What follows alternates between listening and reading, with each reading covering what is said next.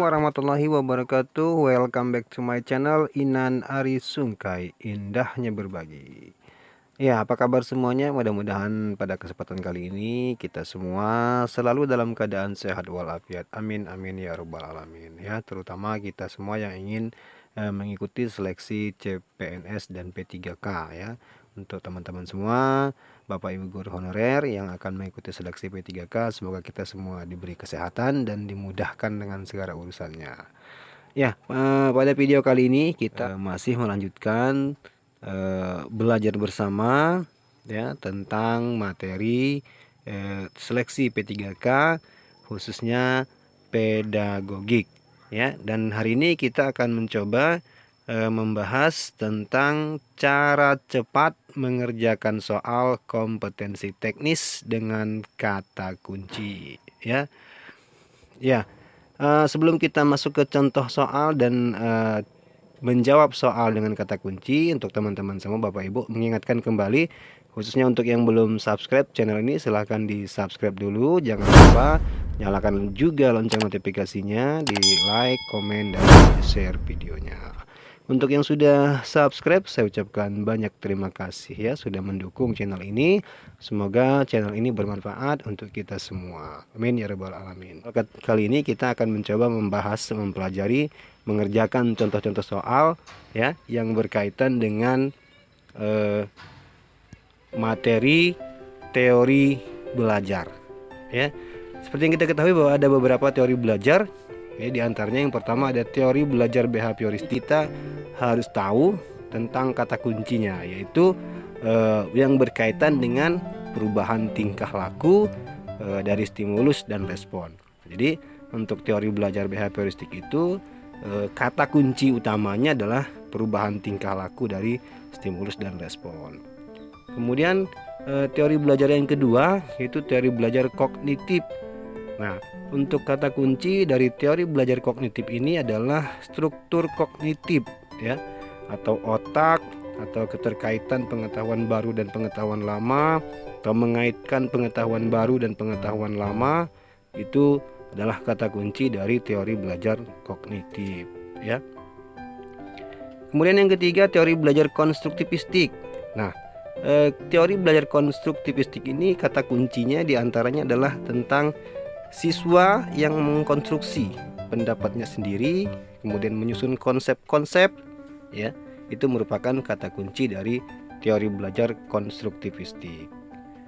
Kemudian yang keempat teori belajar humanistik. Ya, di sini ada kata kuncinya yaitu memanusiakan manusia atau membentuk manusia yang ideal. Jadi ketika kita membaca soal menemukan kata memanusiakan manusia atau membentuk manusia yang ideal ya, itu adalah teori belajar humanistik. Kemudian yang terakhir ada teori belajar cybernetik atau cybernetik. Nah, teori belajar ini biasanya menggunakan kata kunci ya yang berhubungan dengan teknologi ya, kemajuan zaman, teknologi, internet ya, dan lain-lain. Nah, itu beberapa kata kunci dari masing-masing teori belajar yang harus kita tahu betul, harus kita pahami ketika kita menghadapi soal-soal yang terutama yang soalnya panjang-panjang yang berkaitan dengan teori belajar. Nah, kita coba langsung ke contoh soalnya ya, dan menemukan kata kuncinya serta memilih jawaban yang paling tepat. Ya, contoh soal yang pertama ya.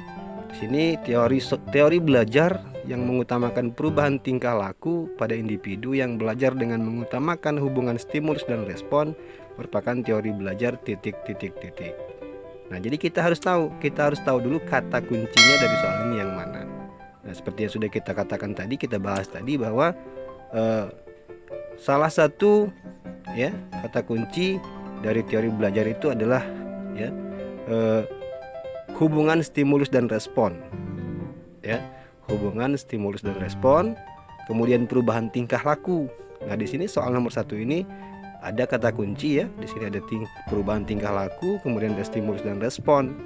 Berarti jawabannya sudah pasti ya, behavioristik. Ya, jadi jawabannya adalah yang B ya. Karena kata kunci kita di sini adalah perubahan tingkah laku ya, dan juga hubungan stimulus dan respon.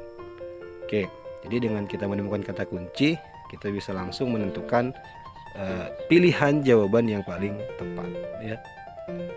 Kita ke soal berikutnya. Ya, soal nomor 2. Sini cukup panjang soalnya, ya.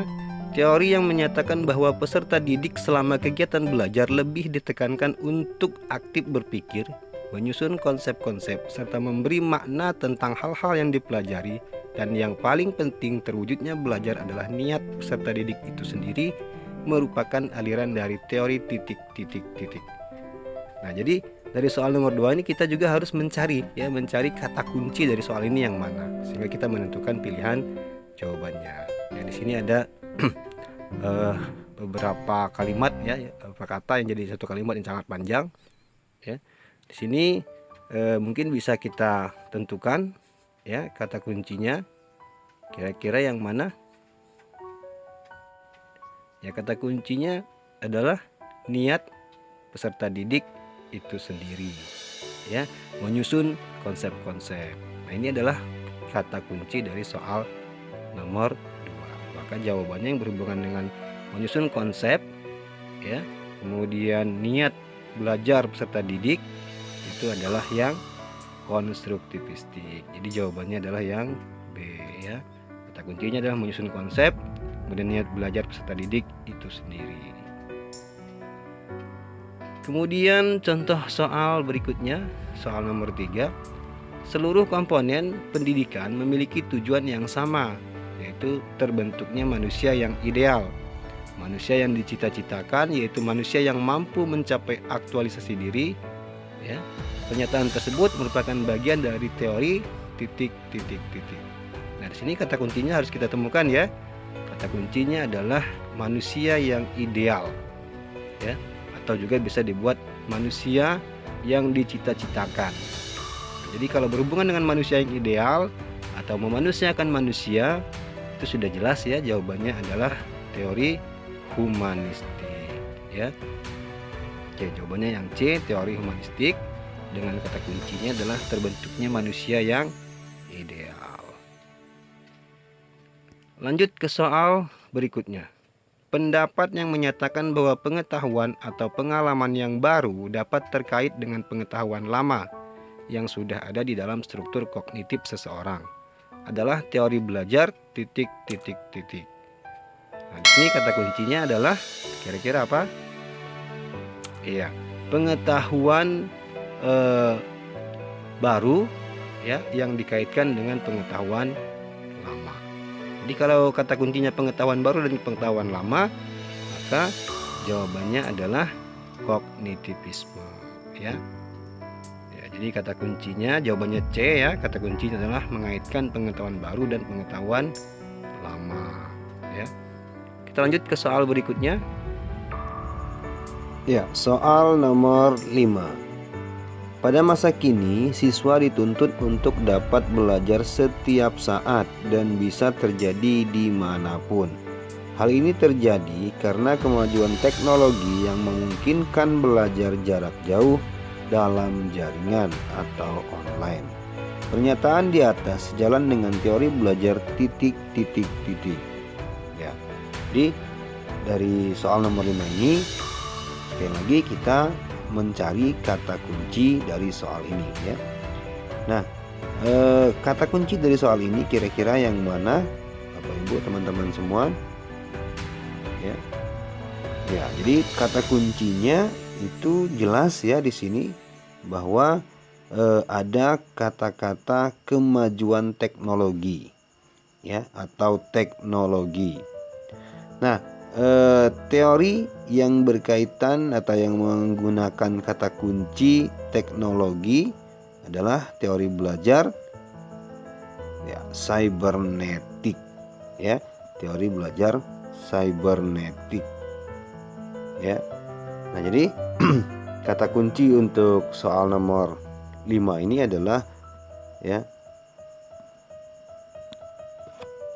kemajuan teknologi. Nah, jadi sekali lagi dengan kata kunci kita bisa menjawab soal ya dengan lebih cepat. Oke, kita lanjut ke yang selanjutnya. Ya, berkaitan dengan karakteristik peserta didik. Ya, kita coba untuk mengetahui ya, mencari kata kunci ketika ada soal yang berkaitan dengan karakteristik peserta didik. Ya, yang pertama kita tahu bahwa karakteristik peserta didik itu ada yang namanya gender. Nah, kalau gender ini sudah jelas kata kuncinya adalah jenis kelamin ya, laki-laki dan atau perempuan. Jadi ada kata-kata laki-laki atau perempuan, maka sudah jelas adalah karakteristik peserta didik yang nomor satu, yaitu gender atau berkaitan dengan gender. Selanjutnya karakteristik peserta didik yang kedua adalah etnik ya. Nah, untuk kata kunci dari etnik ini adalah suku ya. Etnik kata kuncinya adalah suku, misalnya Jawa, Sunda, Batak, Bali dan lain-lain ya. Atau mungkin juga ada istilah kata-kata daerah juga termasuk ke dalam kata kunci dari karakteristik peserta didik yang nomor 2, yaitu etnik. Kemudian karakteristik peserta didik yang ketiga yaitu usia. Nah, kata kunci untuk usia di sini tentunya yang pertama ada umur ya. Nah, mungkin umurnya 7 tahun, 12 tahun dan lain sebagainya. Intinya menggunakan kata-kata umur. Kemudian ada tahap perkembangan. Ya, jadi kalau ada tahap perkembangan itu termasuk ke dalam karakteristik peserta didik yang ketiga, yaitu usia. Kemudian karakteristik peserta didik yang keempat adalah kultural. Nah, berkaitan dengan kultural itu kata kuncinya adalah budaya ya, kesenian, lagu daerah. Jadi ketika bertemu atau menjumpai soal yang menggunakan kata-kata budaya, kesenian, lagu daerah, itu adalah karakteristik peserta didik yang keempat, yaitu kultural. Kemudian karakteristik peserta didik yang berikutnya yaitu status sosial. Nah, kalau berkaitan dengan status sosial, kata kuncinya adalah anak pejabat ya, anak pegawai, anak petani, anak orang kaya, anak orang miskin ya, dan lain-lain. Intinya berkaitan dengan status sosial ya. Nah, ini kata kunci untuk karakteristik peserta didik. Kita langsung ke contoh soalnya ya. Oh ya, satu lagi ya, yang keenam yaitu minat ya.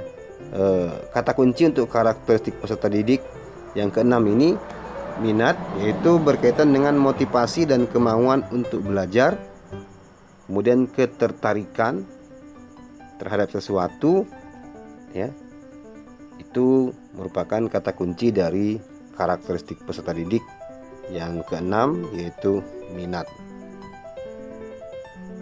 Oke, kita lanjut ke soal berikutnya ya. Contoh dari soal karakteristik peserta didik yang akan kita kerjakan, kita jawab dengan menggunakan kata kunci ya. Soal nomor 6. Guru A ketika melakukan proses pembelajaran selalu menggunakan media. Kadang memutar video pembelajaran, kadang memutar CD audio, kadang menggunakan poster berwarna agar peserta didiknya memperhatikan dan tertarik terhadap apa yang dibahasnya, serta senang mengikuti pelajarannya, sehingga hasilnya sangat baik. Pembelajaran dilakukan demikian karena mempertimbangkan titik. Oke ya, kita coba untuk menentukan kata kunci dari soal nomor 6 ini. Oke, kalau ingin mencoba silakan Bapak Ibu tentukan kata kuncinya ya. Jadi kata kunci untuk soal nomor 6 ini ya adalah tertarik terhadap apa yang dibahasnya. Jadi peserta didiknya memperhatikan dan tertarik terhadap apa yang dibahas oleh gurunya. Nah, kalau ada kata-kata tertarik, ya, berarti berminat, ya, atau memiliki minat terhadap pelajaran itu. Maka jelas jawabannya adalah, ya, minat peserta didik, atau yang D, ya. Jadi sekali lagi, kata kunci untuk soal nomor 6 ini adalah tertarik, ya, tertarik terhadap apa yang dibahasnya. Maksudnya materi yang dibahas oleh si guru tersebut, ya. Karena dia tertarik, maka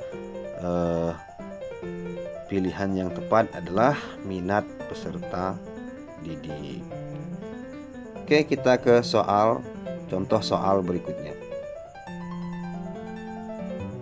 Soal nomor 7.